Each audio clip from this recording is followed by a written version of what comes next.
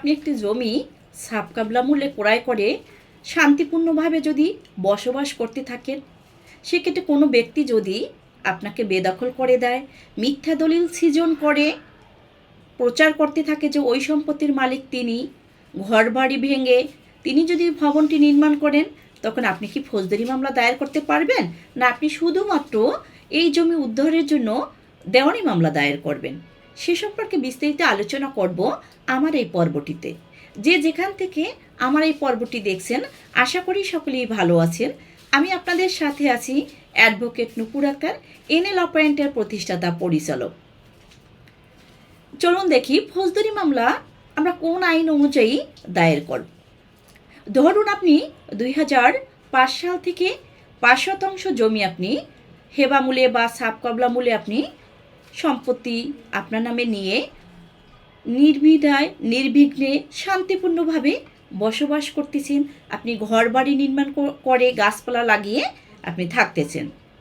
হঠাৎ করে আপনার প্রতিবেশী এসে বলল, এই সম্পত্তির মালিক আমার এই যে দলিল আছে, বা তিনি এসে কি করলো যে জোরপূর্বকভাবে ওই সম্পত্তি আপনার ঘর বাড়ি ভেঙে দখল করে সে আবার পুনরায় কী করলো, ঘর বাড়ি নির্মাণ করলো বা নির্মাণ করতেছে।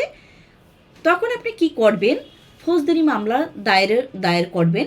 ফৌজদারি মামলা কোন আইন অনুযায়ী করবেন? আপনি ভূমি অপরাধ প্রতিরোধ ও প্রতিকার আইনের 4, 5, 7 যে ধারায় অপরাধটি সংগঠিত হবে ওই ধারার অন্তর্ভুক্ত করে আপনি ম্যাজিস্ট্রেট কোর্টে মামলা দায়ের করবেন। তাহলে আমরা কি ভূমি সম্পর্কে যদি কোনো অপরাধ সংগঠিত হয়ে থাকে, সেক্ষেত্রে আমরা ভূমি অপরাধ প্রতিরোধ ও প্রতিকার আইনের এই যে ধারায় অপরাধটি সংগঠিত হবে ওই ধারা অন্তর্ভুক্ত করে আমরা ফৌজদারি মামলা দায়ের করব। এই ফৌজদারি মামলার ক্ষেত্রে যে কোথায় আমরা দায়ের করব, অনেকেরই ধারণা 145 অনুযায়ী আমরা নির্বাহী কোর্টে দায়ের করে থাকি। এটাও মনে হয় যে নির্বাহী কোর্টে না, এটি কোন কোর্টে মামলা দায়ের করতে হবে? ম্যাজিস্ট্রেট কোর্টে মামলা দায়ের করতে হবে। এখন এই মামলার এটি কি আমলযোগ্য? এটি আমলযোগ্য নয়। এটি শাস্তি কী ধরনের হতে পারে? 7 ধারার ক্ষেত্রে যদি হয় এটা শাস্তিমূলক, কিন্তু এক্ষেত্রে ভূমি উদ্ধারও না, তাকে অপরাধ করেছে তাকে শাস্তি পেতে হবে বা শাস্তিমূলক একটি অপরাধ। 7 ধারায় যেটা পেয়ে থাকি যে 2 বছর পর্যন্ত যে শাস্তি দিয়ে থাকে। এখন 145 আমরা কখন দায়ের করে থাকি? এটাও তো একটি ফৌজদারি মামলা। 145ও কিন্তু দেওয়ানি মামলা না, ফৌজদারি মামলা।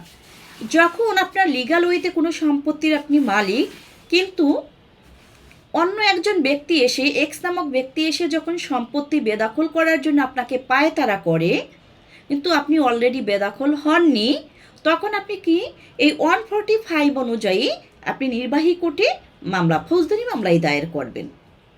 আপনি ফৌজদারি মামলা যে ভূমি অপরাধ আইন অনুযায়ী পেলেন না, এই 145 অনুযায়ী, তখন আপনার অন্য কোনো উপায় কি? এই ভূমি উদ্ধার হবে নাকি? তখন আপনি কি করবেন যে উদ্ধারের জন্য আপনি দেওয়ানি মামলা দায়ের করবেন। তা আমাদের পথ খোলা আছে, কিন্তু আমরা যে স্বল্প সময়ের ভিতরে যেন আমার ভূমিটি, আমার যে বেদখলকৃত সম্পত্তি আমার কাছে ফিরে আসে, এজন্য আমরা যত দ্রুত সম্ভব চেষ্টা করি এই ফৌজদারি মামলা দায়ের করে কি করব, আমার সম্পত্তিটির জন্য উদ্ধার হয়। তারপরে এটি যে মামলাটি দায়ের করব এটি সংশোধন হয় কত সালে? যে ভূমি অপরাধ প্রতিরোধ ও প্রতিকার আইনের এটি 2023 সালে সংশোধন হয়।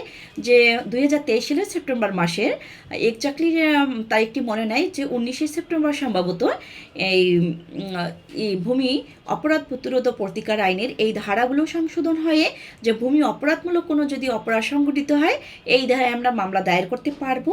তাই আশা করি সকলেই বুঝতে পেরেছেন যে আপনাদের যে কোনো সময় ভূমি সংক্রান্ত যে অপরাধ সংঘটিত হয়, যে সিভিল মামলার দিকে যদি না যেয়ে এই মামলায়ও কি আপনি ফৌজদারি মামলা দায়ের করতে পারবেন। ভালো থাকবেন। যে কোনো সময় যে কোনো মুহূর্তে যে কোনো টপিক নিয়ে আপনাদের সামনে হাজির হব। আল্লাহ হাফেজ।